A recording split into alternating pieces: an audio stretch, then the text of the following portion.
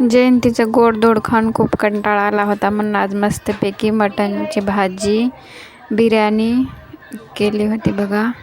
झणझणीत अशी मटणची भाजी केली. या तुम्ही पण जेवायला.